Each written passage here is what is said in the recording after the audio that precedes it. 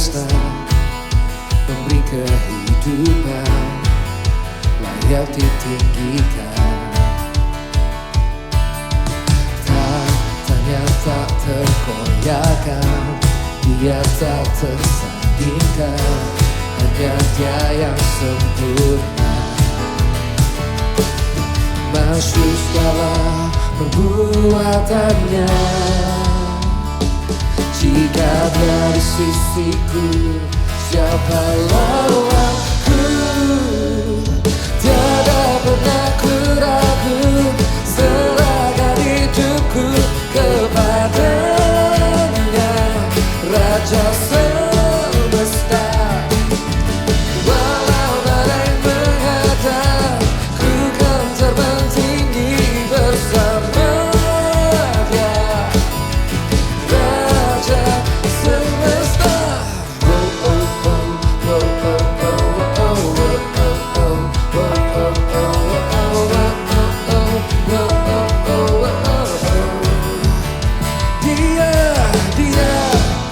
Pencipta semesta, memberi kehidupan layak ditinggikan.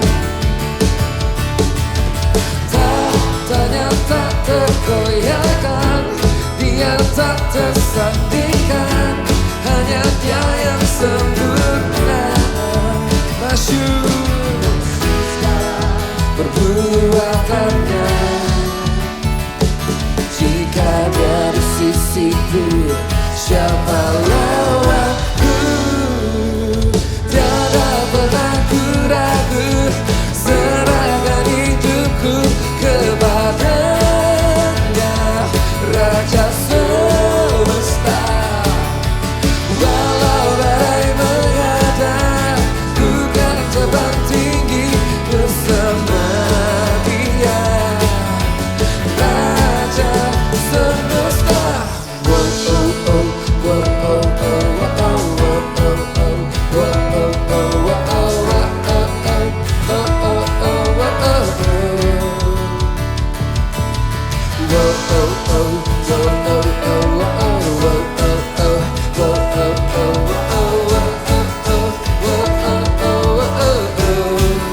Masyhur segala perbuatannya, jika dia di sisiku, siapa lawanku? Tiada pernah ku ragu, serahkan hidupku kepadanya, Raja semesta.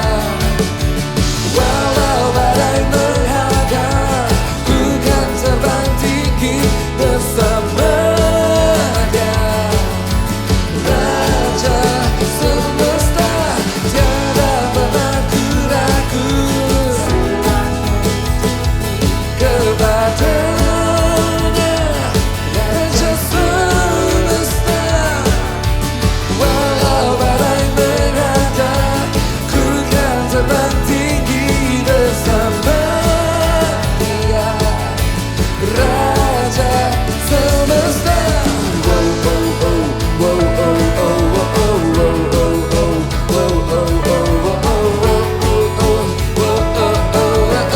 Sekali lagi.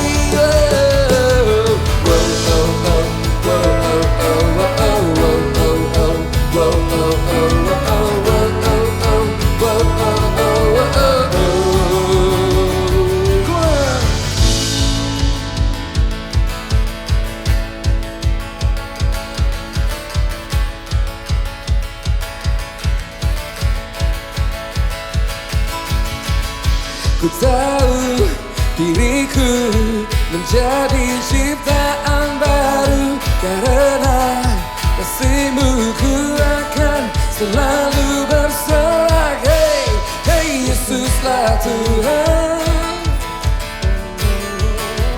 Hey, hey Yesuslah Tuhan. 1, 2, 3, oh.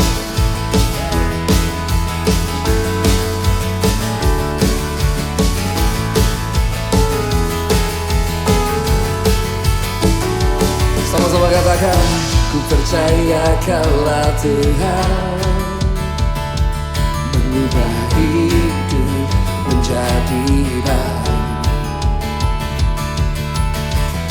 Ku percaya Kaulah Tuhan, mengubah hidup menjadi indah. Besar kasih setia, besar kasih setia yang telah Kau tunjukkan. Besar kasih setia yang telah Kau nyatakan. Ku tahu diriku menjadi ciptaan baru, karena kasih-Mu ku akan selalu bersorak. Hey, hey Yesuslah Tuhan. Hey, hey Yesuslah Tuhan.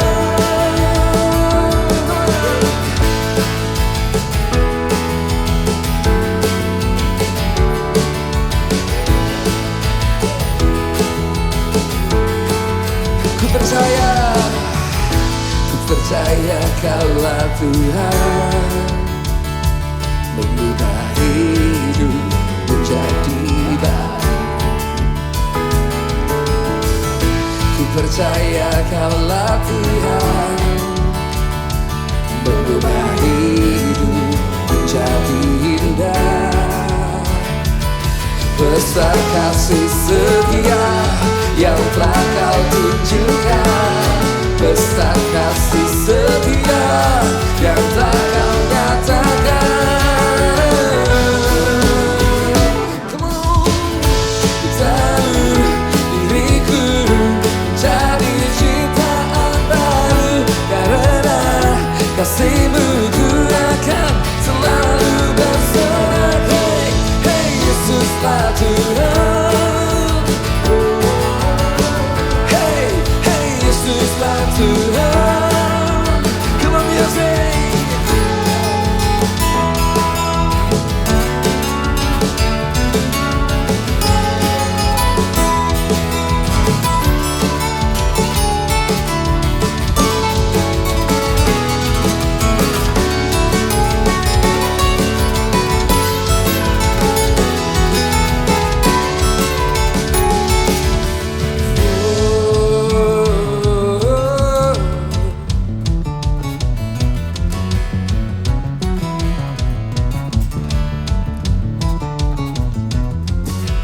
Kau ubahkan diriku jadi ciptaan baru, kini ku hidup bagimu. Kau ubahkan diriku jadi ciptaan baru, kini ku hidup bagimu. Kau ubahkan diriku jadi ciptaan baru, kini ku hidup bagimu. Kau ubahkan diriku jadi ciptaan baru, kini ku hidup bagimu. Bagimu. Ku tahu diriku menjadi ciptaan baru, karena kasih-Mu ku akan selalu bersorak. Hey, hey Yesuslah Tuhan. Oh, oh, oh, oh. Hey, hey Yesuslah Tuhan. Semua katakan hey, hey, hey Yesuslah Tuhan. Hey, hey Yesuslah Tuhan.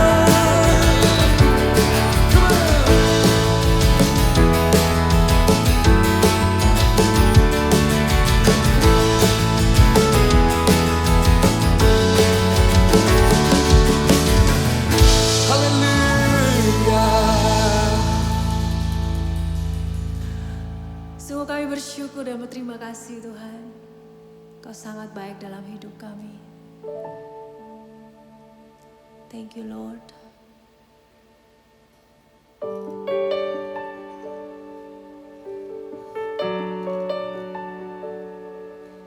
Yes, Lord.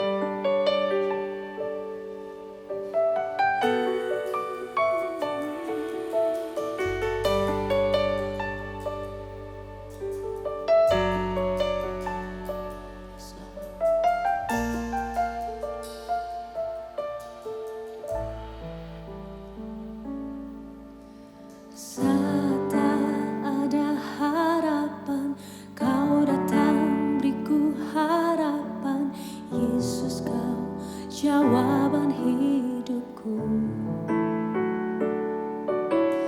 Saat tak ada tujuan, kau datang, tunjukkan ku jalan, tunjukkan ku jalan. Terima kasih buat cintamu yang tanpa batas. Kau berikan hidupmu, jadikan ku berharga. Terima kasih buat cintamu yang tanpa batas. Kau berikan hidupmu, jadikan aku indah. Terima kasih. Kasih dari tempat ini, dimanapun Anda berada. Come on, sing. Saat tak ada harapan, kau datang beriku harapan. Yesus, kau jawaban hidupku. Saat tak ada tujuan, kau datang, tunjukkan ku jalan, tunjukkan ku jalan. Terima kasih buat cintamu yang tanpa batas. Kau berikan hidupmu, jadikan ku berharga. Terima kasih buat cintamu yang tanpa batas. Kau berikan hidupmu, jadikan aku indah. Terima kasih. Terima kasih buat cintamu yang tanpa batas. Kau berikan hidupmu, jadikan ku berharga. Terima kasih buat cintamu yang tanpa batas. Kau berikan hidupmu, jadikan aku indah. Terima kasih. Mari kita sembah Dia.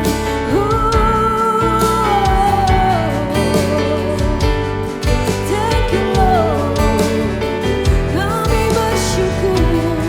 Terima kasih Tuhan. Kasih-Mu mengalir, kasih-Mu mengalir, menjamah setiap kami, memberikan kekuatan yang baru. Angkat hatimu menyembah Dia. Thank you Jesus. Iramaya rama-rama-rama.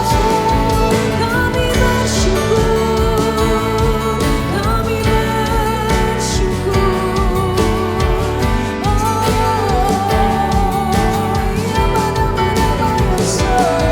Mari sembah Dia, sembah Dia yang kudus. Iramaya-rama-rama-rama. Thank you Lord.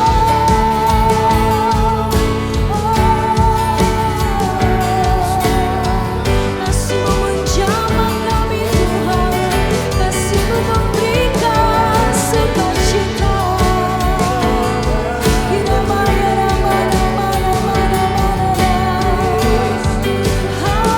Haleluya, haleluya,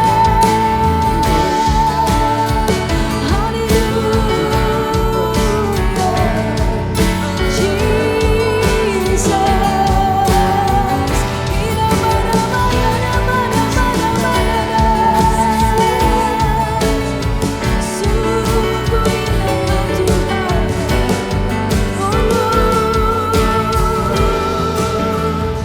Terima kasih buat cintamu yang tanpa batas. Kau berikan hidupmu, jadikan ku berharga. Terima kasih buat cintamu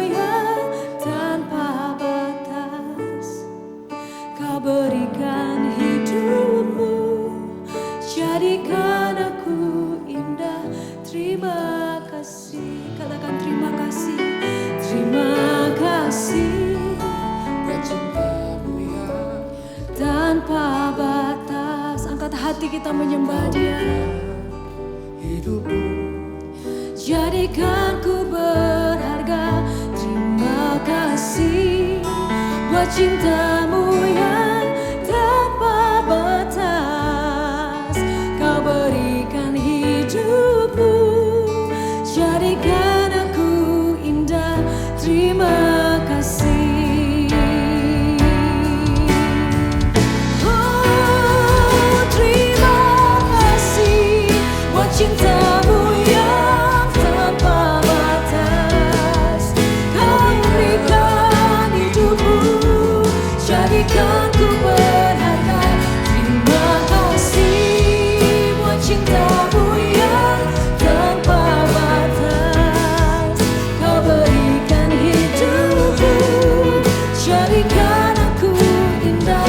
Terima kasih. Kau berikan hidupku, kau berikan hidupku, jadikan aku indah. Kau berikan hidupku, jadikan aku indah.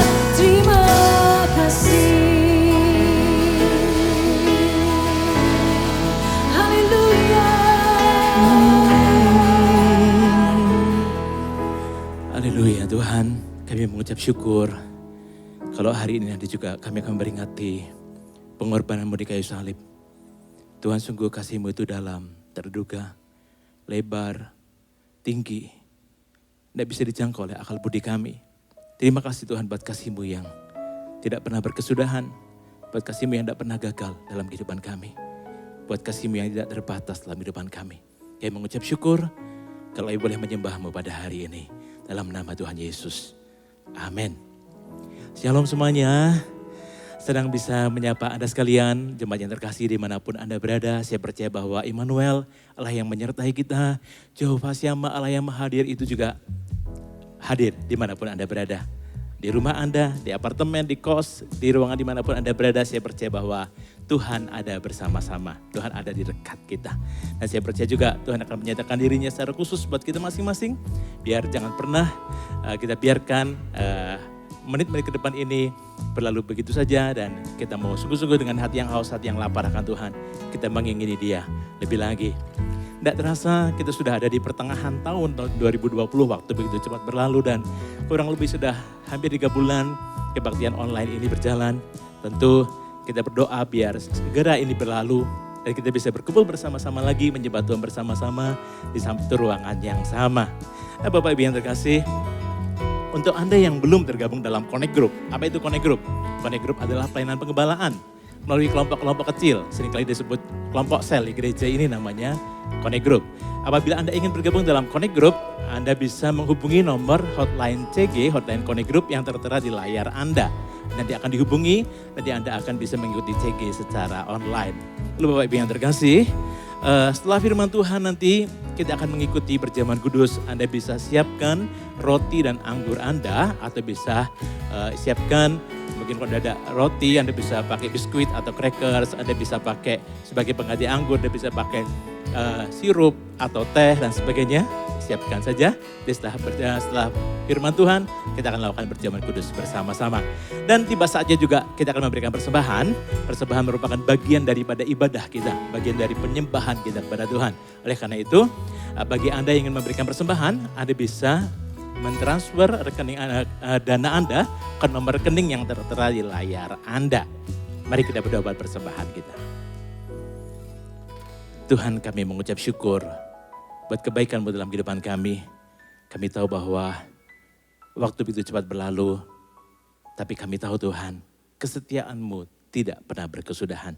Terima kasih Tuhan, kami saat ini berdoa juga buat setiap jemaat Tuhan yang saat ini mengikuti kebaktian ini lewat streaming dimanapun Anda berada.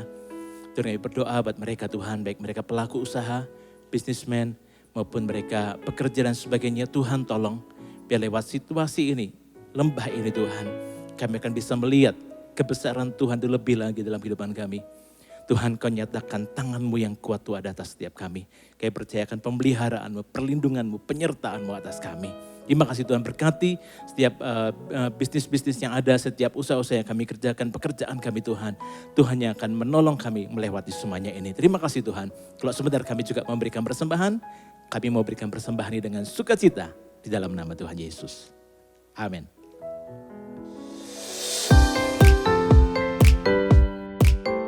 Jangan lewatkan ibadah GMS Online tanggal 21 Juni 2020 dengan tema Agrikultur Iman bersama Pastor Philip Mantova. Kabar gembira! Akan diadakan Eagle Kids Online Camp dengan tema Build Up, khusus anak usia 10-14 tahun. Pendaftaran paling lambat tanggal 17 Juni dan hanya bisa dilakukan melalui aplikasi GMS Church. Untuk informasi, hubungi 0821 6231 6000. Segera daftarkan putra-putri Anda karena kuota sangat terbatas. Kami menyediakan hotline layanan FLC, Connect Group, dan GMS Surabaya Barat selama masa bekerja dari rumah. Jika Anda membutuhkan layanan jemaat, silahkan hubungi nomor yang sudah tersedia. Untuk persembahan dapat dilakukan dengan scan QR Code di HP Anda melalui aplikasi BCA Mobile, Sakuku, OVO, Dana, GoPay, ShopeePay, dan Link Aja, atau transfer melalui rekening BCA atas nama GRJ Mawar Sharon.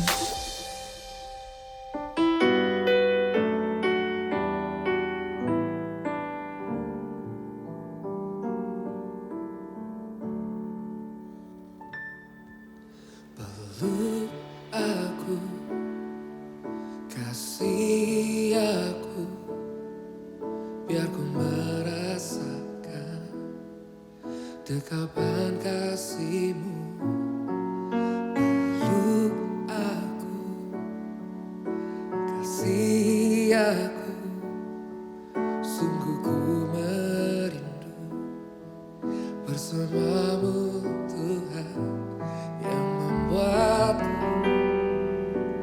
terpesona akan keajaiban hadirat-Mu.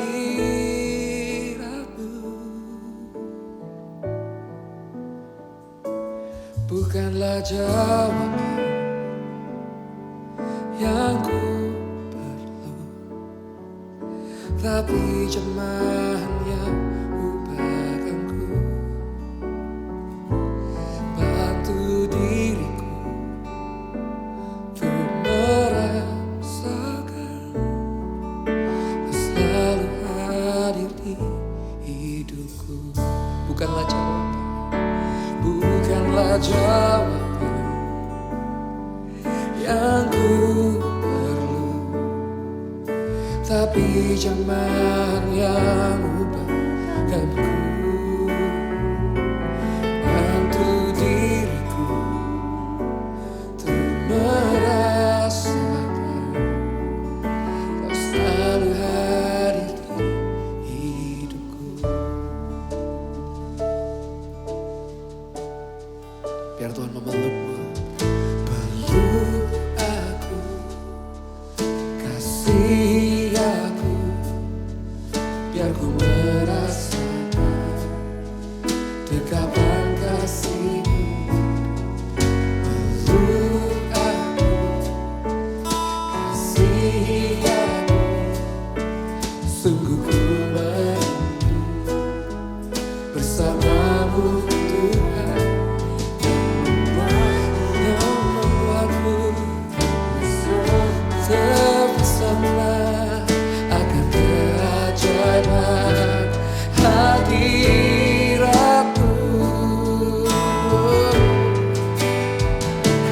Bukanlah jawaban yang ku perlu, tapi jemahan yang ubahkanku. Bantu diriku untuk merasakan Kau selalu hadir di hidupku. Bukanlah jawaban yang ku perlu, tapi jemahan yang ubahkan aku. That's right. Merasakan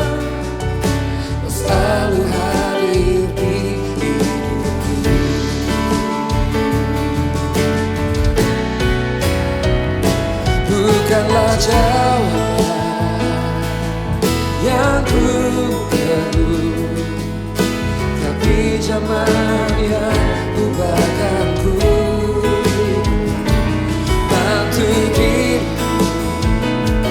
untuk merasakan selalu hadir di hidupku. Bukanlah jawaban yang ku perlu, tapi zaman yang ubahkan ku. Bantu diriku untuk merasakan bahwa kau selalu hadir di hidupku. Bukanlah jawaban yang ku perlu, tapi jawaban yang ubahkan ku. Bantu diriku untuk merasakan kau selalu hadir di hidupku. Bantu diriku untuk merasakan. Bantu diriku untuk merasakan kau selalu hadir di hidupku. Kau selalu hadir. Kau selalu hadir di hidupku. Kau selalu hadir di hidupku. Sungguh Kau selalu hadir di hidup kami. Di setiap musim, kasih setiamu tidak berubah. Terima kasih Bapa. Biarkan Tuhan menunjukkan berkat buat umat-Nya, khususnya mereka yang putus asa dan patah semangat. Tuhan Kau tidak akan biarkan kaki orang benar goyang selama-lamanya. Berkat setelah krisis kehidupan itu ada. Dan Tuhan berjanji untuk menyertai kehidupan kami, membawa kepada kemuliaan yang lebih besar lagi dari kemenangan pada kemenangan. Dalam nama Yesus, amin. Puji Tuhan, haleluya. Shalom jemaat. Anda bisa ambil Alkitab bersama-sama. Kita akan merenungkan firman Allah sebelum perjamuan kudus akan kita ambil bersama-sama. Yang lalu saya berkhotbah tentang berkat setelah krisis dari Ayub pasal 42, jadi ini sekarang adalah babak kedua. Berkat setelah krisis part 2. Kita lihat Ayub pasal 42, sekarang mulai ayat yang ke-7. Ya, judulnya keadaan Ayub dipulihkan.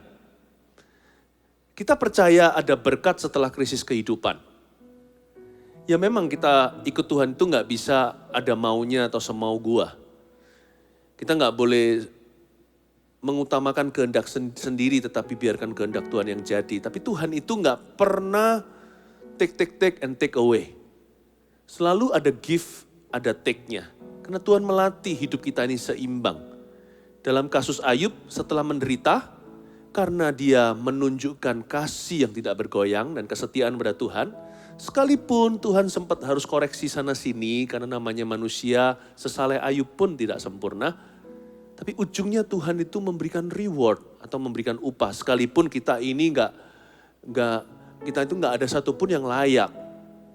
Tuhan itu nggak berutang sama siapa-siapa, tapi Tuhan memberi reward atau upah itu karena kasih seorang Bapa.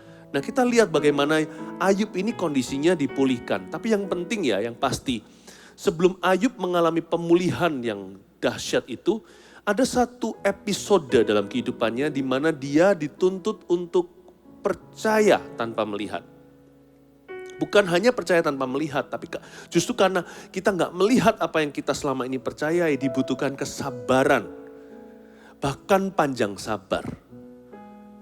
You know, kita bisa masuk ke dalam janji Tuhan, pemulihan, atau melalui lembah krisis kehidupan, keluar sebagai lebih dari pemenang, tidak harus melalui kesabaran. Seperti Abraham, saya jadi ingat ayat ini. Abraham itu memperoleh janji karena iman dan kesabaran. By his faith and patience. Dengan iman dan kesabaran. Kadang-kadang iman memang tidak instan.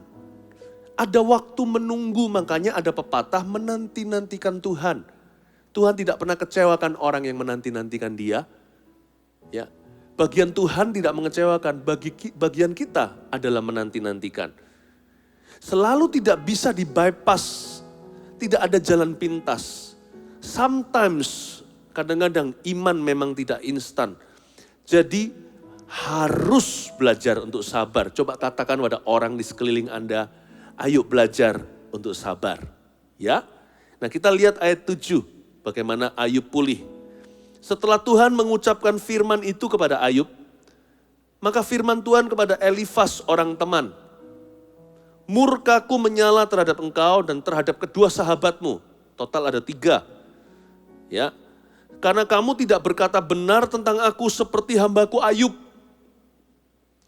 Yang lalu saya ada jelaskan, Ayub itu sempat dikunjungi 3 teman.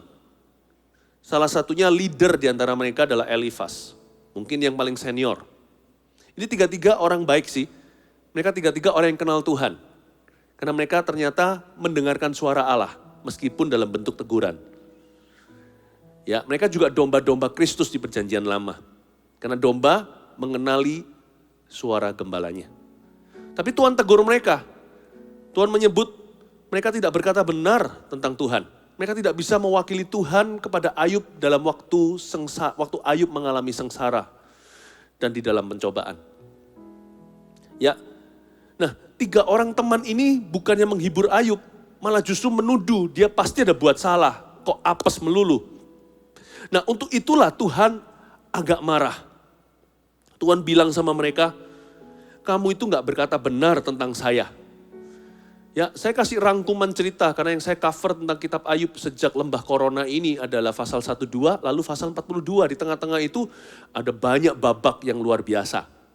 Di antaranya ketiga kawan Ayub ini menekan batinnya Ayub, dipaksa-paksa suruh ngaku, lu dosa apa kok bisa begini. Nah itulah pandangan naif atau pandangan yang polos tentang kehidupan. Dan kalau kita tidak mengenal Tuhan sungguh-sungguh, kadang-kadang kita berikan kepada orang lain yang apalagi mereka yang menderita, suatu nasihat yang murahan. Teman-teman Ayub yang dikepalai oleh Elifas memberikan sebuah teori yang naif, yang innocent sekali. Yaitu orang benar itu pasti diganjar dengan kebaikan, orang jahat pasti diganjar dengan hukuman. Reward dan punishment teori mereka agak sedikit kekanak-kanaan. Nah berkali-kali Ayub bantah, lu orang masa gak pernah sih lihat orang yang jahat tapi enak hidupnya. Jadi Ayub membantah, Ayub kepancing ini, dia terpancing untuk berdebat. Enggak loh, aku innocent, aku gak salah. Jangan paksa aku ngakui sesuatu yang tidak pernah aku perbuat. Ayub terpancing untuk membela diri. Nah itulah yang Tuhan tegur sih dari sisi Ayub. Sempat di ayat-ayat sebelumnya, di pasal 42, Tuhan menegur Ayub dulu. Ya, tapi kali ini di ayat 7 Tuhan memuji Ayub di depan teman-temannya. Dengan berkata, kalian ini 3 orang temannya tidak berkata benar tentang saya, kata Tuhan. Tidak seperti hambaku Ayub. Loh kok aneh ya. Satu sisi Tuhan itu menegur Ayub sendiri, tapi waktu Tuhan ngobrol, waktu Tuhan bicara sama temannya, Tuhan memuji dia. Ini menunjukkan dimensi hubungan dengan Allah. Contoh saya punya anak kalau dia salah. Oke? Katakanlah kalau dia katakan dia berkelahi dengan temannya atau berantem dengan temannya. Padahal temannya itu yang bully dia di sekolah. Contohnya ini omong kosong. Kalau ini ada ilustrasi saja. Lalu dia berdiri dengan tegas dan berkata, aku enggak mau dibully. Lalu bagaimana ceritanya? Pokoknya akhirnya sampai di ruang kepala sekolah. Katakan ternyata benar. Anak saya yang disalahi. Lalu setelah itu, tapi kalau dia pulang ke rumah menunjukkan attitude, sikap hati yang salah, maka dia urusan sama saya. Aku gak salah apa-apa dan sebagainya, dan dia tunjukkan kepahitan. Saya akan tutup pintu rumah, saya akan didik anak sendiri. Anak tetangga itu urusan papa mamanya, anakku urusanku. Nah Tuhan berurusan dan beracara dengan Ayub. Hatimu sekalipun kamu gak salah Ayub, tapi your attitude is not quite right. Dengan kamu membela diri seperti itu, Tuhan berkata, kamu tidak seperti diriku. Ya, Tuhan tegur dia. Tapi pada waktu nanti anak itu keluar rumah, menghadapi si bully, Tuhan papanya pasti lindungi dia. Ayub ini sedang dibully sama teman-temannya. Teman-temannya tuh lo gak ngerti apa yang dia alami. Mereka lo cuman hanya memberi teori. Mereka sendiri tidak menjalani pencobaan itu. Sehingga Tuhan tegur, kalian ini ya kasih nasihat murahan. Itu anakku yang kamu kata-katai. Tuhan marah pada ketiga teman ini. Karena itu janganlah mencampuri urusan orang lain. Mari kita punya acara sendiri dengan Tuhan. Jangan melihat kesalahan orang lain. Dan kalau melihat kelebihan mereka juga jangan iri hati. Masing-masing orang punya acara sendiri dengan Tuhan. Kalau kita itu anak, kita pasti akan disesah. Disiplin itu adalah bagi putra-putri, bukan bagi anak tetangga. Jadi mari kita masing-masing itu urusi hati sendiri di hadapan Tuhan. Apakah hari ini hatiku berkenan, ujilah aku Tuhan, cobalah aku.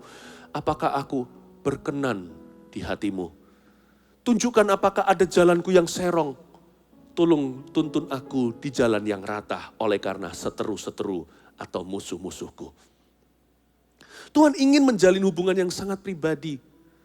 Ya kan? Karena itu jangan pernah kita memberikan komentar gampangan. Hati-hati jangan saling menghakimi. Apalagi di masa-masa susah. Mengapa? Karena kalau kita tidak waspada, bisa jadi karena gegabah yang kita salahi adalah Tuhan. Kadang-kadang kita mendakwa orang yang diterima oleh Allah. Malah justru kita membela orang yang dimusuhi oleh Tuhan. Nah, kita harus hati-hati. Tuhan itu bukan memusuhi manusia, bukan. Tapi kalau Tuhan berkenan pada seseorang, lalu kita itu hakimi orang tertentu, orang tersebut, kita berurusan dengan Tuhan loh. Kadang-kadang kita juga karena tertipu dengan mata jasmani kita itu membela apa yang salah di mata Allah. Pokoknya yang penting begini, yang punya hikmat urusi hati sendiri. Nanti kan semuanya jadi terang. Penting untuk tidak lihat manusia dan kiri kanan. Seperti kata-kata Tuhan pada Yosua, janganlah kau membelok ke kanan dan ke kiri. Supaya jalanmu beruntung sendiri. Renungkan firman Allah, firman Tuhan siang dan malam. Supaya kemanapun kamu pergi, akan ada berkat Tuhan.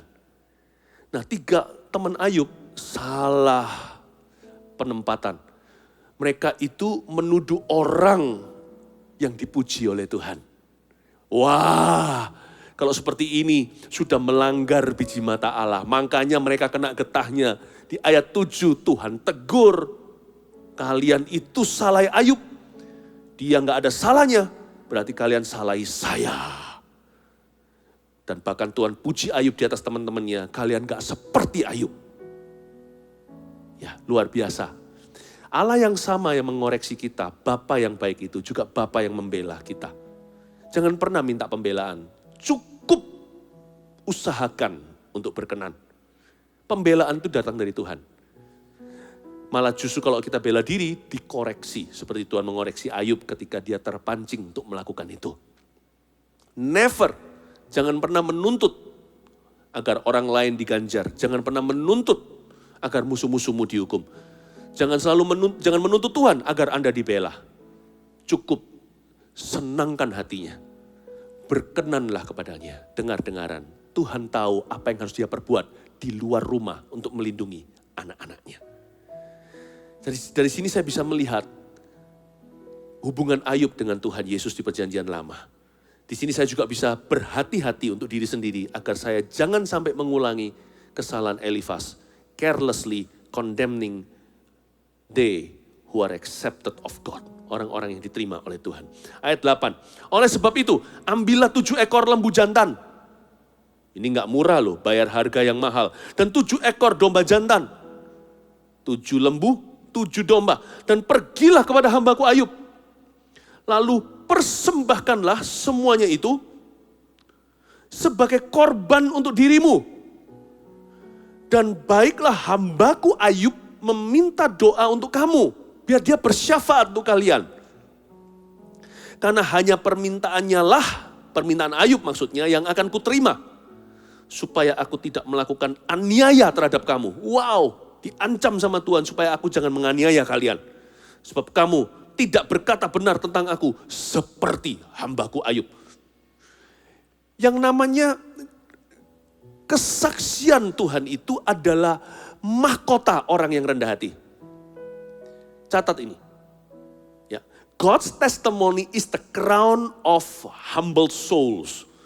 Orang-orang yang merendahkan hati di hadapan Tuhan dan mengurusi hati sendiri, mahkota mereka nanti adalah bukan hanya pembelaan Tuhan, tapi kesaksiannya.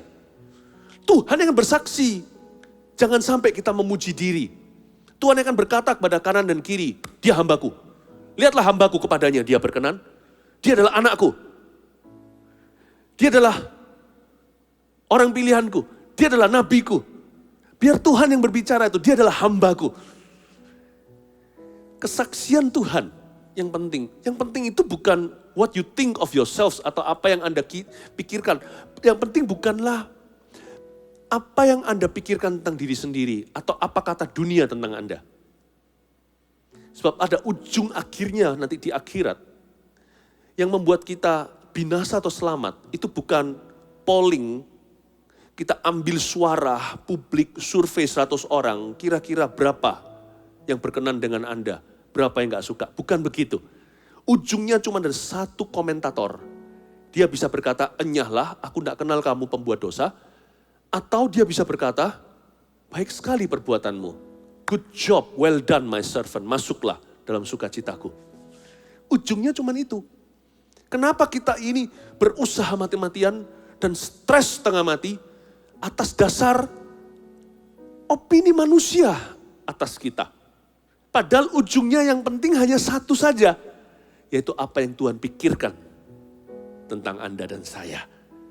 Tuhan berkata sama teman-teman Ayub, kamu persembahkan 7 ekor lembu, 7 ekor domba jantan, lembu jantan pula, kasih ke Ayub, biar dia persembahkan karena perjanjian lama doa harus ada kurban.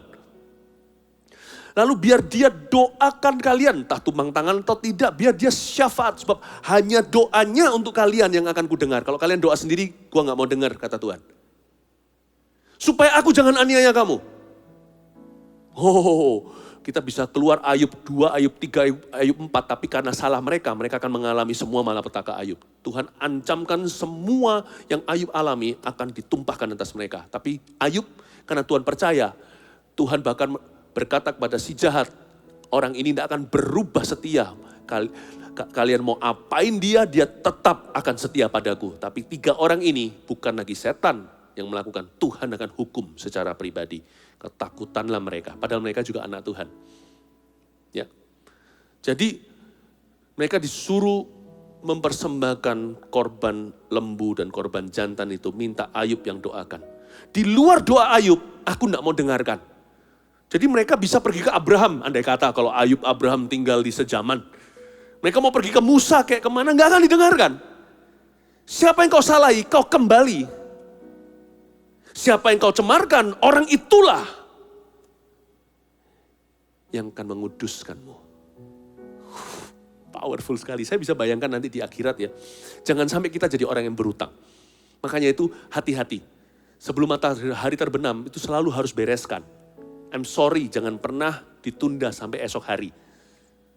Tapi saya bisa bayangkan ya, suatu hari kelak, kita akan memerintah bersama dengan Kristus. Berarti kita juga hakim-hakim dengan H huruf kecil jikalau kita tidak hidup di hidup ini kita menghakimi sesama kita. Nanti ada 2 macam pada waktu pemisahan antara kambing dan domba. Selalu orang-orang kudus selalu ada di tengah-tengah. Dan siapa yang hutang darah, setiap perkataan benci yang keluar dari hati keji, satu persatu harus dibereskan sebelum masuk ke pintu gerbang sorga atau dijerumuskan lewat gerbang neraka. Jikalau itu bicara tentang kambing, akan ada orang-orang kudus yang ditegakkan. Dan orang-orang inilah, orang-orang yang disalahi oleh mereka inilah yang akan menghakimi mereka dan berkata, enyahlah. Karena hati mereka bersih, mereka tidak menuntut pembalasan. Allah pasti memberikan ketok palu kepada orang-orang kudusnya yang disalahi dengan orang tertentu. Justru orang-orang yang disalahi oleh mereka inilah yang akan mengetok palunya dan berkata, kamu enyahlah. Saya bisa bayangkan perkataan di kitab Wahyu itu akan terjadi dalam skala besar. Aku akan memaksa mereka tersungkur di depanmu. Maksudnya memohon, merengek-rengek agar diampuni. Dan mengaku bahwa aku mengasihi engkau. Dan jikalau itu domba, akan ada rekonsiliasi, akan ada orang-orang yang salah paham dan berkata, oh begitu, I'm sorry ya bro, sebelum bisa lewat pintu surga, harus hapus air mata. Air mata yang melukai orang lain dengan tidak adilnya, dan air mata terutama menghapus air mata mereka yang dilukai seumur hidupnya, dan tidak pernah dapat keadilan di masa hidup ini dari Allah akan mendapatkannya kemudian hari. Air mata bersih ini, air mata suci ini harus dihapuskan sebelum lewat gerbang. Akan ada justice will be satisfied. Keadilan akan dipuaskan. Meskipun yang menyalahi mungkin salah paham tidak akan masuk neraka, tapi harus ada pemberesan rekonsiliasi tepat di depan pintu satpam sorga. Malaikat akan berurusan, makanya ada kitab-kitab. Di Daniel dikatakan bukan cuma kitab kehidupan, ada kitab-kitab lain. Ada banyak buku Tuhan belum tutup buku. Karena itu dalam hidup ini jangan hutang darah. Dalam hidup ini jangan hutang kata. Dalam hidup ini jagalah hati dengan segala waspada, karena nanti konsekuensinya itu panjang. Bahkan kita akan bawa sebelum menjelang ke kehidupan, kekekalan. Karena itu Bapak Ibu Saudara, aplikasinya juga begini. Bapak Ibu yang selama dalam hidup ini sering disalah mengerti, bahkan diperlakukan tidak adil dan sebagainya.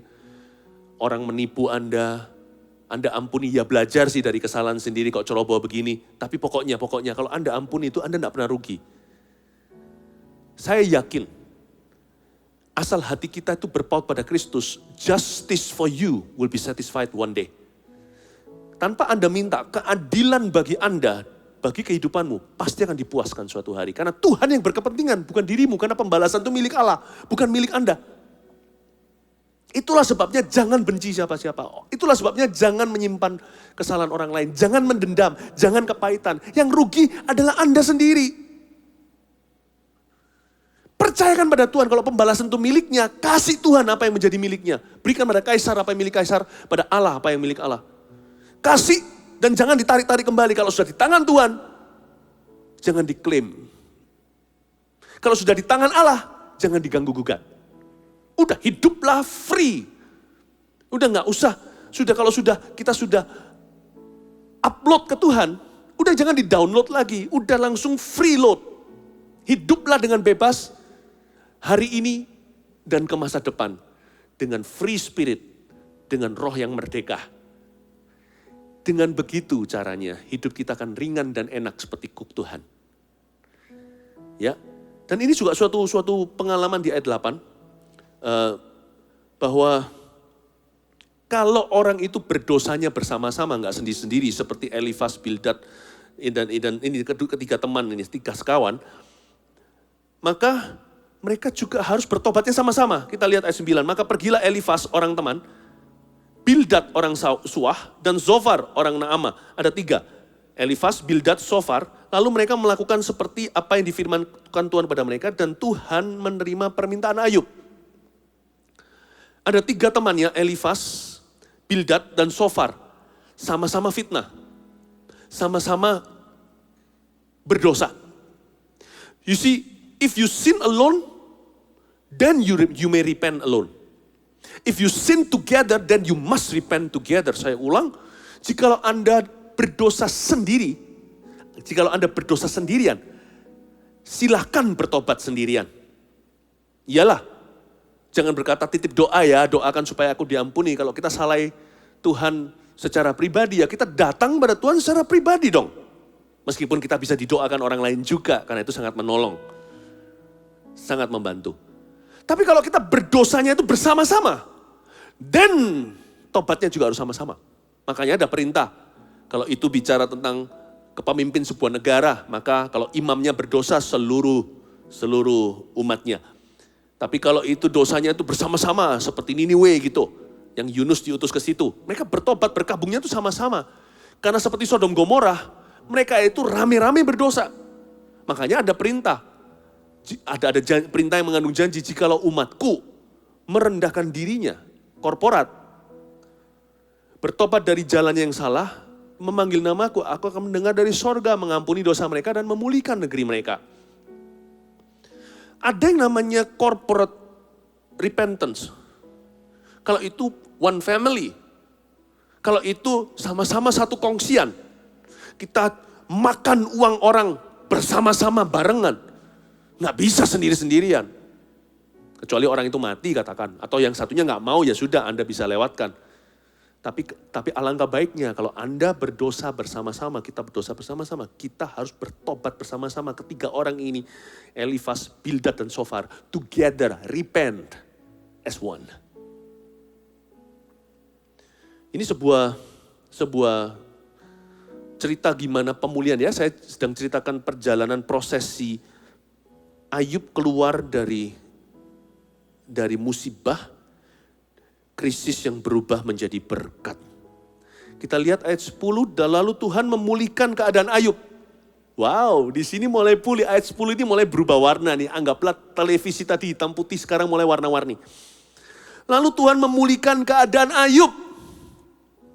Setelah ia meminta doa untuk sahabat-sahabatnya.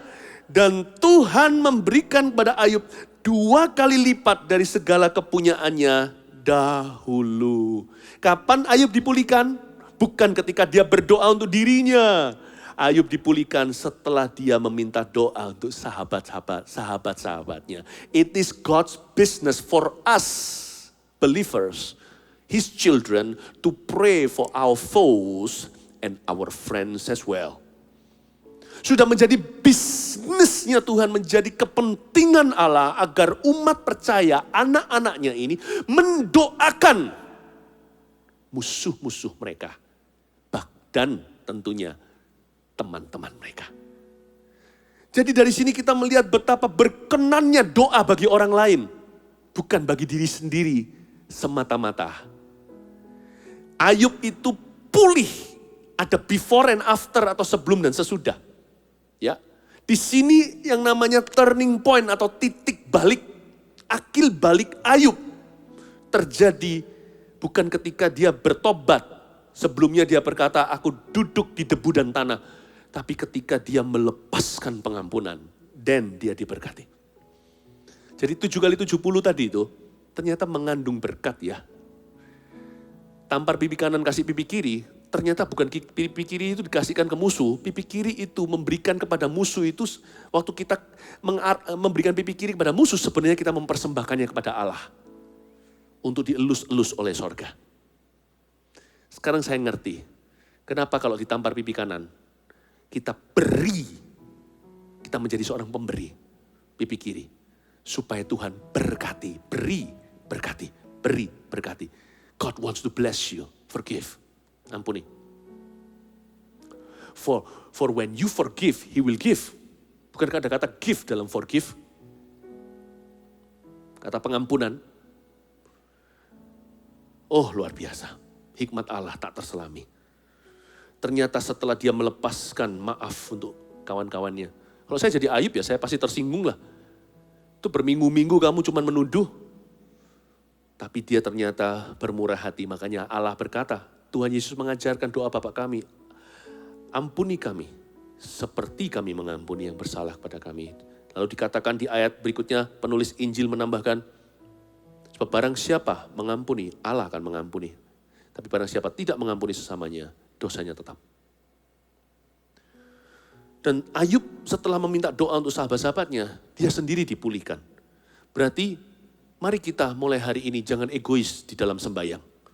Mari kita belajar mendoakan kawan-kawan kita dulu, teman-teman kita yang mendatangkan pleasant feeling atau perasaan nyaman di hati kita, termasuk mereka yang mengganggu zona nyaman, mengganggu rasa aman kita, musuh-musuh kita pun, pray for them. Doakan mereka yang memfitnah kita, menggosip kita, mereka yang negatif, mereka yang merusak nama kita secara sengaja namun secara tidak adilnya, mereka yang merugikan kita secara materi, mereka yang makan hati, mereka yang apalah ya, satu persatu Anda pasti lebih tahu.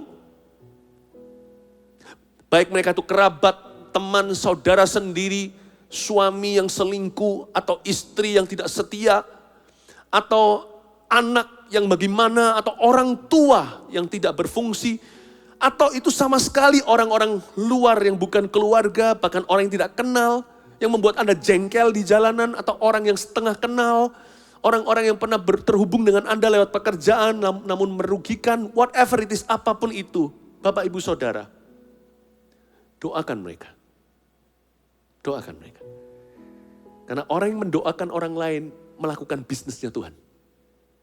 Kalau saya bilang bisnis bukan berarti ujungnya uang, bukan. Maksud saya the business of God, or the business, or the work of God. Pekerjaan Allah. Pekerjaan Tuhan. Penciptaan. Kalau menciptakan itu sudah selesai 6 hari, hari ke-7 Sabat. Ada sisa satu pekerjaan Tuhan yang belum selesai hari ini, yaitu memberkati orang lain. Ya, mengasihi dan melayani itu harus terus dilakukan. Karena itu, Bapak Ibu Saudara, kalau kita melakukan apa yang jadi kehendak Tuhan, Tuhan yang akan membela kehidupan kita. Kita tidak usah khawatir akan hari esok.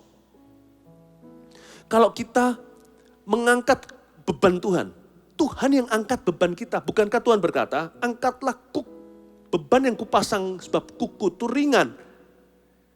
Ada terjadi pertukaran. Hai kamu yang letih lesu dan berbeban berat. Kasih bebanmu ke aku kasih bebanku ke kamu. Atau lebih tepatnya, kasih dulu bebanmu ke saya. Angkat dulu beban saya. Nanti saya akan angkat bebanmu. Saya jadi ingat seorang janda yang tidak punya apa-apa. Elia bisa secara kayak seperti seolah-olah egoisnya meminta roti terakhir buat anak tersebut. Ibu tersebut dengan anaknya. Mereka mau makan, ini adalah meal atau makanan terakhir mereka. Lalu mereka meninggal dunia karena ini kelaparan parah.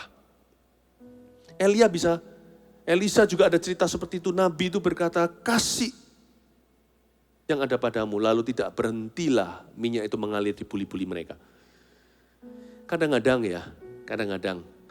kita bisa serahkan beban kita dulu ke Tuhan. Baru Tuhan kasih bebannya, yaitu kuk yang ringan. Kadang-kadang Tuhan akan uji iman kita. Dengan terlebih dulu kita yang mengambil beban Allah. Kita sendiri punya masalah, tidak melulu doa untuk diri sendiri. Kita bisa doakan orang lain. Tuhan akan masyigu, Tuhan akan terharu. Kamu loh masih berbeban berat, letih lesu. Tapi kamu sudah mengadopsi bebanku. Kuk yang kupasang, yang ringan dan kuk atau bebanku itu kamu tanggung. Aku pastikan itu akan ringan dan nyaman. Mana sini? Bebanmu mana? Aku selesaikan. Bebanmu mana? Aku yang akan angkat. Maka kuk itu akan terasa ringan. Kadang-kadang kita serahkan beban dulu pada Tuhan. Baru Tuhan tunjukkan sesuatu. Tapi ada waktunya. Tuhan tidak tolong kita menunggu sampai langkah iman pertama. Ketika kita sendiri kelaparan, kita berikan makanan kepada tetangga. Yesaya 58, puasa itu bukan menjauhi makan minum. Puasa itu memberikan bagian makanan kita ke orang lain yang sama laparnya atau lebih lapar dari kita. Sehingga Tuhan harus memberi roti sorgawi untuk orang itu. Membuka tingkap langit dan memberkati dia secara pribadi. Ada waktunya Tuhan menunggu Anda to get it. Untuk mengerti dan menangkap hati. Allah akan diam tidak menolong seseorang sampai orang itu memasak tepung yang terakhir diolah jadi roti dan dikasih ke Nabi. Saya bukan bicara tentang uang persembahan kasih ke hamba Tuhan. Saya bicara tentang membuang keegoisan jauh-jauh dari dirimu dan letakkan di kaki Tuhan. You need prayer and yet you pray for other people. Anda butuh didoakan, malah doakan orang lain. Apa enggak Tuhan terharu? Sehingga apa yang Anda tidak sempat doakan untuk dirimu sendiri akan tiba dalam bentuk mujizat tak terduga. Emangnya dari mana arti kata yang tidak pernah kau pikirkan, belum sempat didoakan, mata tidak pernah lihat, telinga tidak pernah dengar Tuhan sediakan?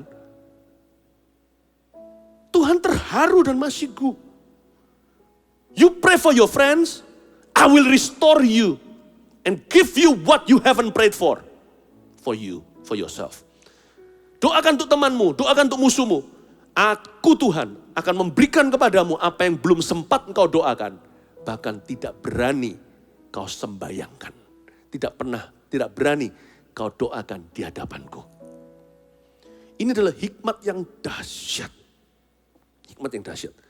Sebuah nilai pertukaran yang melebihi Wall Street. Daripada semua currency atau semua valuta dunia. Ini adalah sebuah trading ilahi. Anda ambil beban Kristus. Sebab Kristus tidak akan memberi pakaian pada yang telanjang. Pakaian sudah ada di tangan Anda. Tidak akan memberi pada makan pada mereka yang kelaparan. Tuhan sudah memberikan 5 roti 2 ikan di tanganmu. Orang di penjara itu Anda dan saya yang kunjungi. Bukan Tuhan Yesus yang datang sendiri.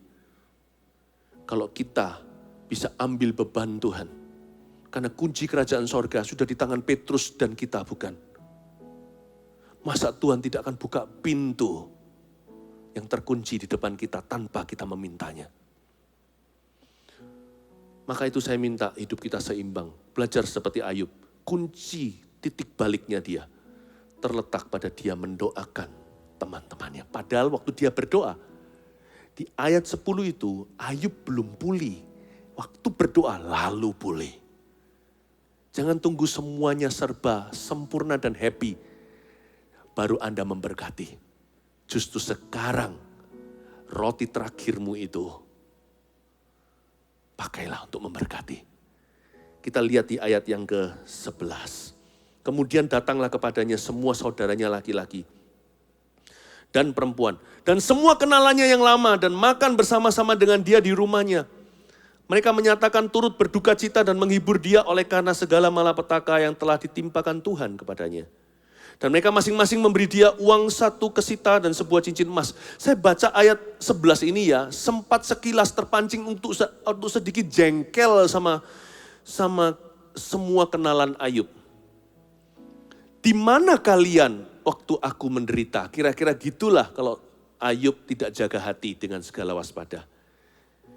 Ini namanya orang yang baru muncul ketika perang sudah usai dan lakonnya menang. Mereka datang untuk membantu. Seolah-olah pemadam kebakaran tiba ketika pemain utama dalam sebuah film sudah berhasil rescue atau menolong semua orang di dalam gedung yang penuh api. Kadang-kadang kita melihat kalian telah datang. Where were you when I needed you? Di mana kalian waktu aku membutuhkan? Tapi waktu saya baca lagi, saya ulang-ulang, kan saya nggak ngerti ayat 11 ini. Kenapa kok ayat 11 ini dituliskan di Alkitab begitu positifnya? Semua kenalannya datang nih, teman-temannya, laki, perempuan dan sebagainya. Mereka menyatakan bela sungkawa, turut berduka cita, ikut menghibur dia dan sebagainya. Saya bilang, Tuhan ngapain ini ditaruh positif di Alkitab? Kalau Tuhan bisa tunjukkan semacam murka kepada 3 teman, harusnya di ayat 11 Tuhan tegur mereka sekalian. Tapi enggak, ini ada arti yang lebih dalam. Begini saya jelaskan. Garis bawahi dulu semua kenalannya yang lama di ayat 11. Kemudian datanglah kepadanya semua saudaranya laki-laki dan perempuan dan semua kenalannya yang lama. Garis bawah itu. Ada 2 kemungkinan dan saya yakin kedua-duanya benar. Pertama-tama kenalan lama tapi baru jadi orang dekat kali ini. Ayub itu dikecewakan dengan orang yang paling dekat, contohnya bahkan istrinya waktu itu. Dan teman-temannya yang paling akrab seharusnya best friends-nya dia, BFF-nya dia itu ada 3. Yaitu Bildad, Sofar, Elifas. Tapi orang yang paling dekat justru mengecewakan, karena itu jangan pernah kita itu menaruh harap kepada manusia. A true friendship comes from God. And God can choose whoever to be your friends. Sahabat karib itu datang dari Tuhan, pertemanan. Dan Tuhan bisa memilih siapapun yang menjadi teman dekatmu. Dan Tuhan tidak pernah meninggalkan kita yatim piatu, bukan cuma memberi kita, bukan hanya memberikan kepada kita semacam keorangtuaan di hidup ini, tapi Tuhan juga memberikan teman. Ya, karena Tuhan memberikan kepada kita family, keluarga yang bukan dengan daging dan darah. Tuhan itu tidak pernah mengizinkan kita itu lonely atau sendiri. Nah, pertama kenalan yang lama di sini adalah mereka dulu itu, kenapa mereka agak telat datang setelah berapa minggu atau berapa bulan?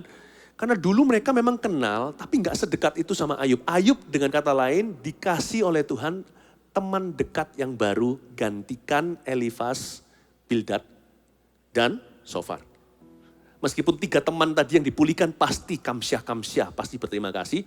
Tapi hubungan mereka mungkin tidak bisa sedekat dulu, Tuhan gantikan dengan teman dekat yang baru. Jangan takut.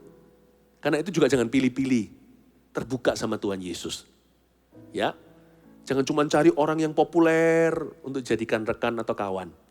Tuhan tuh bisa mengisi kekosongan kita dengan menghadirkan manusia-manusia yang tidak Anda duga. Hal yang kedua, tipe kedua adalah kenalan-kenalan lama yang memang adalah sahabat dekat. Dulu mereka salah paham sama Ayub, somehow nggak tahu, tidak ditulis semua di Alkitab. Mereka itu berbalik kembali. Dan mereka akhirnya berubah pikiran dan mereka sadar, oh iya Ayub gak seperti itu. Mereka kembali. Datang dan berkata bela sungkawa, tidak sedikit yang berkata I'm sorry. Ini bukan terjadinya waktu Ayub sudah kaya raya loh ya. Kalau konglomerat kan pasti banyak sahabat. Ini bukan, ini masa-masa masih dalam waktu-waktu transisi. Jadi orang-orang ini masih tulus hati. Ya, bersyukurlah untuk teman lama gitu maksudnya. Dan kenalan-kenalan lama ini yang dulunya itu salah paham sama dia, satu-satu kembali. Tuhan itu bisa membelokkan hati orang yang sudah menjauhi Anda. Jikalau hati orang itu berkenan pada Allah, musuh orang itu pun akan berbaikan dengan dia. Tapi perlu waktu. Mungkin dalam kasusnya Ayub, berapa tahun, berapa bulan, atau berapa minggu. Ya, mungkin bukan berapa tahun nih, kalau saya lihat sih mungkin berapa bulan. Nah mereka kembali. Lalu apa yang mereka lakukan ini? Ini yang menjadi cikal bakal kebangkitan Ayub secara finansial. Coba Anda perhatikan the providence atau persediaan Allah itu luar biasa. Kita baca ayat 11b, dan mereka masing-masing, teman-teman kenalan lama tadi itu, baik yang barusan jadi teman dekat ataupun mereka yang berbalik kembali, mereka masing-masing memberi dia uang 1 kesita. Dan sebuah cincin emas. Mereka tanggalkan jewelry-nya. Mereka juga memberikan cash sama Ayub. Dengan kata lain, mereka memberi Ayub love gifts dan soft loans. Sehingga di ayat berikutnya ayat 12, kita melihat Ayub mengalami prosperity. Karena teman-temannya ini memberi dia persembahan kasih, ya, mungkin sebagian, bukan mungkin, saya yakin hampir semua, jikalau bukan semua itu pernah berhutang budi dengan Ayub. Makanya penting sekali untuk kita menabur yang benar sekalipun dalam krisis. Karena hidup masih berlanjut, masih ada tuaian di depan sekalipun sekarang hati ini putus asa. Apa yang terjadi? Mereka masing-masing memberi dia uang 1 kesita. Dan sebuah cincin emas. Tidak ditulis sih di Alkitab soft loan, cuman saya tambahin. Hari-hari ini mungkin realistisnya begini. Akan diberikan kemudahan, akan ada orang tertentu yang digerakkan oleh Roh Kudus, baik itu kenalan lama yang sekarang baru jadi dekat, atau kenalan baru beneran yang baru jadi teman, akan ada, asal Anda jangan berharap sama manusia tapi kepada Tuhan, pasti akan ada orang-orang dan gagak pun akan diutus pada Elia untuk memberi Anda soft loans. Memberikan suatu pinjaman lunak. Tapi jangan Anda yang keliling sana sini, kita yang minta-minta pinjaman. Sebab Alkitab sudah melarang orang benar, anak cucunya aja gak minta roti. Kalau kita minta pinjaman kanan kiri, nanti lama-lama anak kita jadi pengemis dan minta-minta. Guru kencing berdiri, murid kencing berlari. Ya kan? Karena itu jangan biasakan pinjam-pinjam, nanti anak minta-minta. Gitu loh.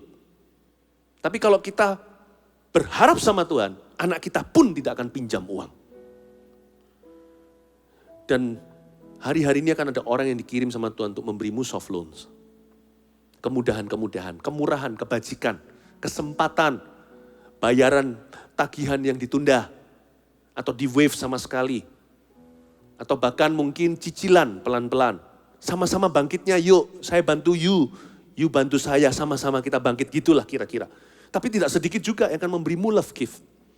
Orang-orang yang memberikan persembahan kasih tiba-tiba, udahlah pakai aja. Begini, oke, nanti saya sediakan. Kembalikan pelan-pelan atau nggak usah dah, saya anggap itu sebagai pemberian. Akan ada, sebab Ayub mengalami itu sebelum dia jadi kaya raya. Kayak ayat 12 dikatakan, Tuhan memberkati Ayub. Nah, apa yang ditaruh di tangannya Ayub, itu dimultiplikasikan, dilipat gandakan secara eksponensial oleh Roh Kudus. Tuhan memberkati Ayub ayat 12 dalam hidupnya yang selanjutnya. Hidup selanjutnya. Lebih daripada dalam hidupnya yang dahulu. Ia mendapat 14.000 ekor kambing domba. Dimulai dari apa? Dari uang 1 kesita, dimulai dari cincin emas. Ayub ini memang punya otak bisnis juga. Karena itu juga jalan, tapi bukan karena otaknya, tapi karena berkat Allah. Sebab Alkitab mengatakan di ayat 12, bukan karena kepandaian dan gagah perkasa, tapi karena Tuhan memberkati dia. Dia dapat 14.000 ekor kambing domba. Dulu 7.000, pokoknya semua dibagi 2. Kalau Anda lihat pasal pertama, ini 2 kali lipat. Dan 6.000 unta, 1.000 pasang lembu, dan 1.000 ekor keledai betina. Saya ingat keledai betinanya Ayub dulu sebelum terjadi malapetaka, 500, sekarang 1.000. Di tangan Ayub, dilipat gandakan oleh Tuhan. Berarti ada usaha manusia, tapi berkat Allah yang membuat kaya, susah payah tidak menambahinya. Justru di masa-masa seperti ini Bapak Ibu Saudara, saya tidak mau kikir. Di masa seperti ini, saya memilih untuk menjadi seorang pengasih, pelayan, dan pemberi. Saya tidak akan mau kondisi keadaan mendikte saya jadi orang seperti apa. Sebab hidupku berdasarkan firman Allah. Dan saya melihat di sini titik baliknya Ayub. Seolah-olah kan kok bisa tiba-tiba dia jaya lagi. Enggak, Anda lihat kuncinya di situ loh. Kenalan-kenalan lama tersebut pada berdatangan, memberi dia kesempatan. Akan datang, jangan takut yang kehilangan pekerjaan. Selama hati Anda pada Tuhan, tubuh Anda dijaga kesehatan, saya yakin kesempatan akan mengetuk pintumu lagi. Ayat 13, ia juga mendapat 7 orang anak laki-laki dan 3 orang anak perempuan. Anaknya 10. Jadi sekarang sudah ada 2 regu. Tentunya 10 ini gak bisa menggantikan 10 yang dulu. Tapi Ayub sekarang punya 2 grup. Ada 2 host anak-anak. 1 kelompok anak-anak baru. Saya gak tahu kalau Anda tanya ini dari istri yang dulu atau istri yang dulu itu sudah mati. Saya gak tahu. Apakah istri yang lama termasuk kenalan-kenalan yang kembali? Saya juga gak ngerti. Saya gak berani mendahului firman. Tapi yang pasti Ayub dikaruniai 7 anak laki-laki, 3 orang anak perempuan.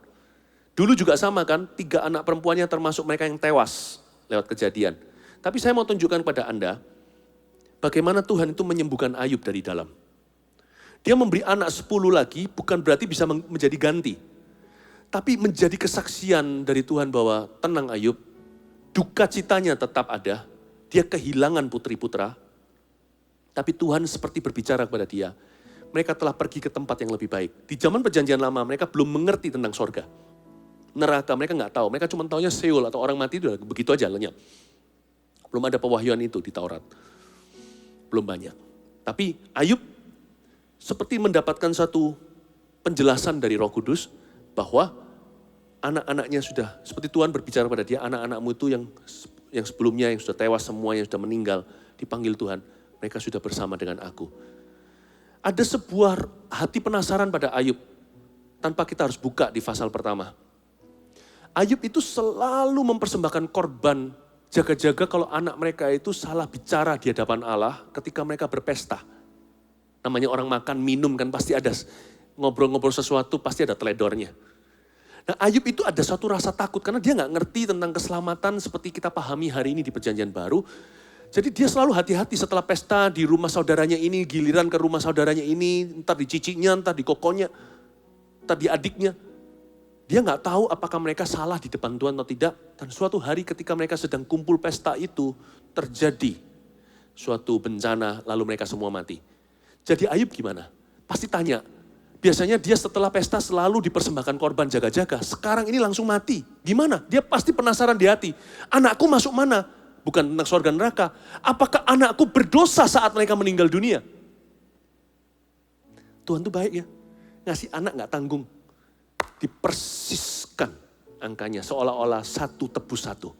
Dan beritahu, sekarang kamu punya 2 regu. 10 di sorga, 10 bersamamu.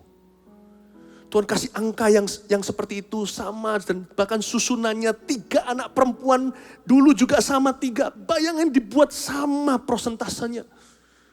Seperti Tuhan sedang bersaksi menyembuhkan hatinya. Yub, kamu tidak perlu penasaran.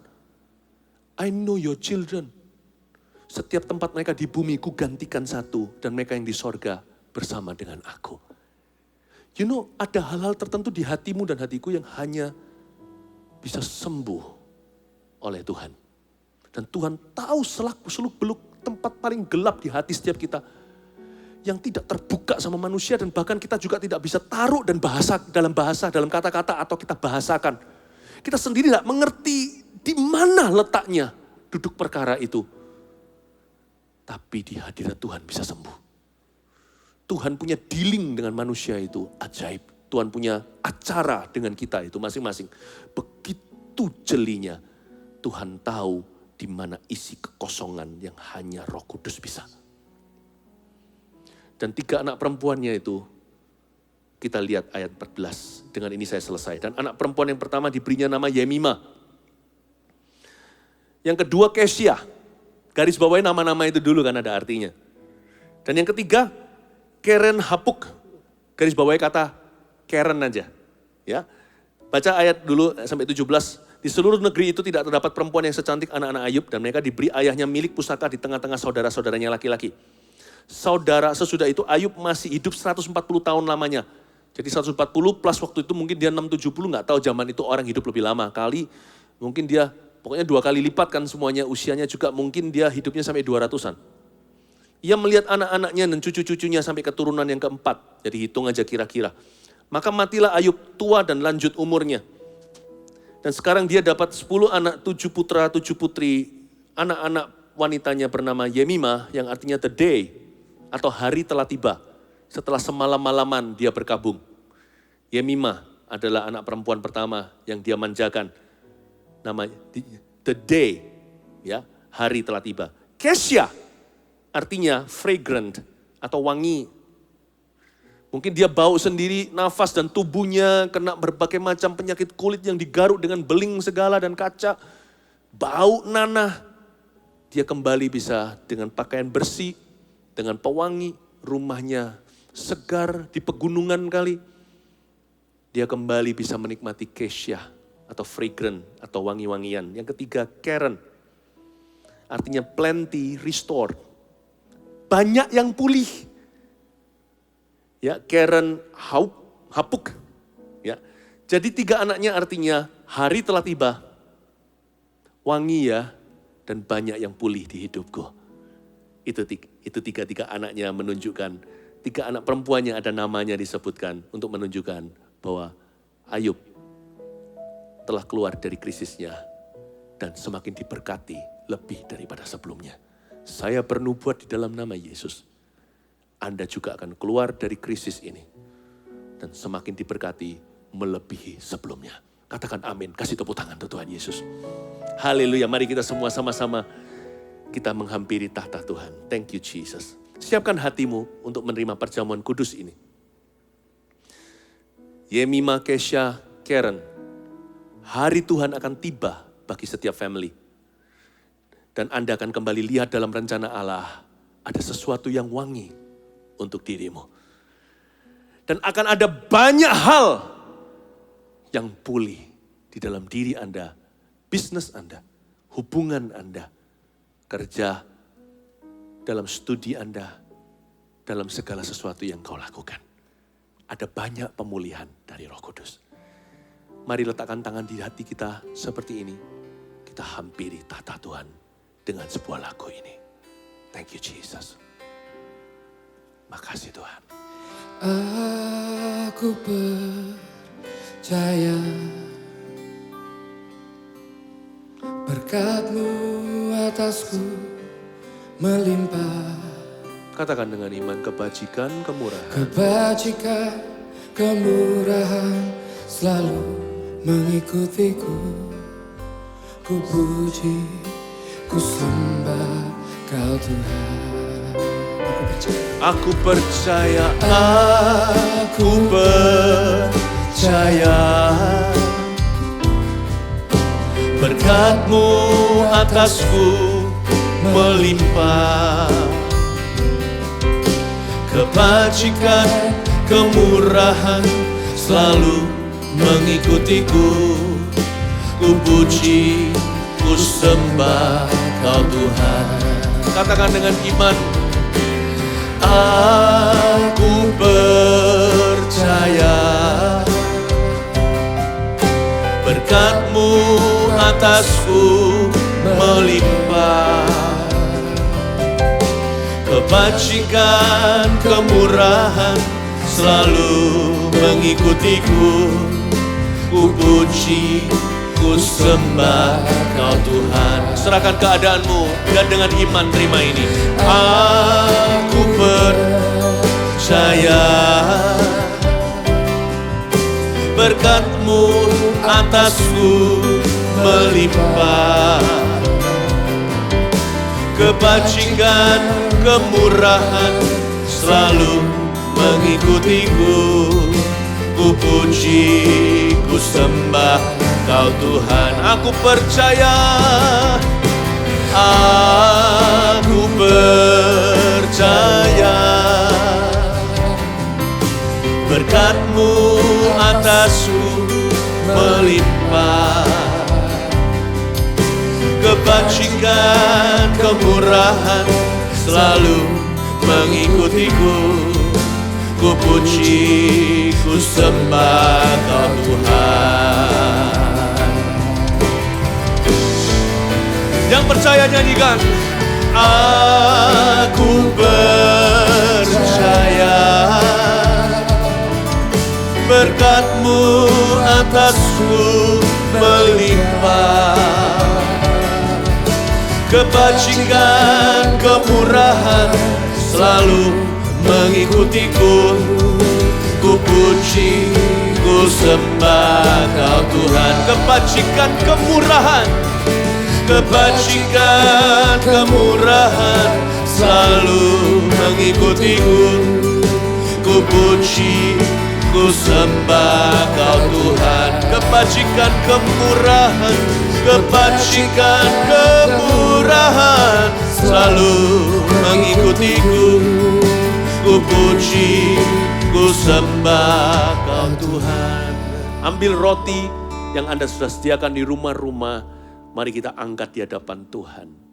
Jikalau badannya sendiri, jikalau Allah Bapa tidak menyayangkan putranya, memberikan kepada kita, masa Dia akan kikir, pelit, dan hitung-hitungan dengan gerejanya.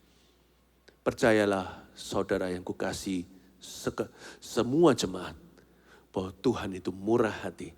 Dan dalam nama Yesus, engkau akan pulih. Waktu kita makan ini, mari kita beriman, kita bersekutu dengan tubuh Yesus yang berharga.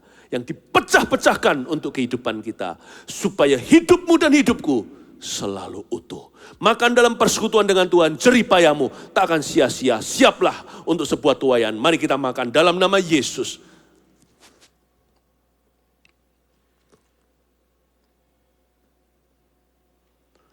Ambil cawan yang ada ini. Mari kita datang dengan rendah hati seperti Ayub dan minta maaf sama Tuhan untuk setiap keteledoran kita. Kekurangan kita, setiap kecerobohan kata-kata, ampuni ya Bapa. Now we understand, kami mengerti, dengaran dengan Allah kami paham. Bahwa Tuhan adalah Allah yang selalu memberikan kesempatan kedua. Rancangan-rancangan-Mu tidak akan pernah gagal di kehidupan kami. Forgive us, but never leave us. Kalau kami salah, ampuni ya Tuhan. Jangan tinggalkan, ajari kami, didik disiplin. Tapi tuntun kami ke rumput yang hijau dan air yang tenang. Jemaat, mari kita minum. Bukan hanya tubuh Yesus saja, tapi darah ini adalah, cawan ini adalah perjanjian dengan darah Yesus. Waktu kita meminumnya, percayalah kita sedang bersekutu dengan darah Tuhan kita. Haleluya, mari kita minum bersama.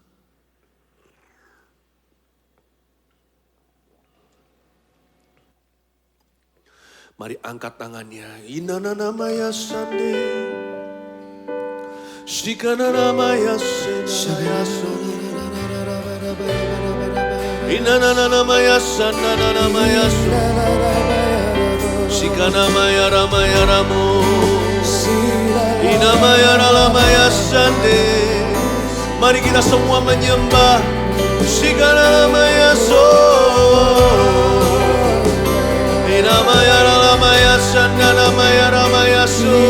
Mari kita masuk ke hadirat yang lebih dalam lagi, menuju ke tata kasih karunia untuk menerima pertolongan yang kita butuhkan di masa kini. Oramaya sandanama, aku percaya Kau akan memberkati umat-Mu. Oramaya sandanama, bawa kekhawatiran-Mu Bapak Ibu. Mari kita bawa kecemasan kita, semua pergumulan kepada Tuhan. Tuhan, kita cukup besar. untuk bisa menanggulangi semuanya. Tuhan, kita cukup kuasa untuk bisa menyelesaikan bersama dengan kita. Tuhan, kita cukup tahu. Dia tahu satu persatu. Mari kita sama-sama bersuara. Mari kita angkat tangan kita. Mari kita menyembah. Biar hati ini masuk menembus awan kelabu. Orama kapaya shanana mata kamaya rama. Inana lama ya sona ya shande. Inamara lama ya shande. Inamara lama ya sandara lama ya so. Inana lama ya sandara lama ya rara mona ya so. Inalama ya sana ya nalama. Inalama ya sana nalama ya se. Inalama ya so. Sembah dia, sembah dia. Don't be quiet now, let's all worship Him. Jangan diam saja, mari kita semuanya angkat suara, bangkitkan iman kita. Terima berkat dari Tuhan. Kurama kamaya maralaya sana. Berkat itu ada, berkat itu ada, berkat itu ada, berkat itu ada. Blessings exist. Receive in Jesus name. Kurama kamaya sana nalamaya so. Iyanalaya sana. Inamaya nalamaya sana. Inanamaya so. Nanamaya sana nalamaya sana nalamaya sana. Inanaya. Inanamaya sana nalamu. Inamaya nalaya so. Nanamaya sana. Ada dua keluarga seperti seolah-olah mirip, dua-dua mau menjual rumahnya. Dengarkan firman Tuhan yang satu. Anda tidak akan perlu menjual rumah Anda. Hutang yang Anda mau tutup itu akan tertutup nanti tanpa Anda jual. Sebelum Anda jual rumah Anda itu atau ada pembeli, Anda sudah menutup hutang itu. Tuhan yang memberkati, saya tidak tahu gimana, saya hanya meneruskan apa yang saya dengar. Tapi keluarga yang kedua, Tuhan izinkan rumah Anda terjual. Anda tidak berani percaya di masa seperti ini, masa ada orang yang masih mau membeli. Tapi Anda akan terkejut, pertolongan datang dari tempat tidak terduga. Dan dari sisa penjualan itu, Anda masih bisa menghidupi, masih bisa memodali sebuah pekerjaan baru. Saya percaya setelah saya mengatakan ini, tak lama setelah ini, akan ada ketukan pintu. Di mana akan Tuhan mengutus seorang pembeli untuk membeli di atas harga market. Apa yang fair, bahkan di atas itu. Oh Tuhan memberkati. Oh Rama Kaya Shana nama. Tetap diangkat tangannya. Terpujilah nama Tuhan. Oh Rama Kaya Shana. Kina mata kapaya parana mata kaya Shana nama mata kamera. Ina maramata kamarama. Terima kasih Tuhan. Terima kasih Tuhan. Terpujilah namamu. Thank you Jesus. Oh Rama Kapaya Shana. Yemima. Kesha. Karen. Di masa seperti ini Tuhan memberi penghiburan yang unik sekali. Ada family akan dikaruniai anak. Bahkan ada yang sudah tahu ini, Anda juga sekarang berpikir mungkin ada gundah gulana berkata, bagaimana kok bisa positif? Padahal menjaga kok dikasih keturunan di masa-masa seperti ini. Listen carefully, Musa lahir di zaman yang susah. Justru dilahirkan di zaman yang sulit itulah karena Tuhan punya rencana. Anak ini akan menjadi anak penghiburan. Dan Tuhan akan memberimu anak itu perempuan. You may name her whatever. Saya punya saran, kasih nama Karen. Seperti keren bukan? God will bless this child. She will bring much pleasure to you. Haleluya. Oh haleluya. Mari kita angkat tangan kita sama-sama katakan, aku percaya. Aku percaya. Berkat-Mu atasku melimpah. Kebajikan, kemurahan selalu mengikutiku. Ku puji, ku sembah Kau Tuhan. Banyak yang pulih, banyak yang pulih. Aku percaya banyak pemulihan ya Tuhan. Berkat-Mu atasku melimpah. Kebajikan, kemurahan selalu mengikutiku. Ku puji, ku sembah. Mari angkat tangan kita sama-sama dengan iman terima anugerah. Haleluya. Aku percaya. Berkat-Mu atasku melimpah.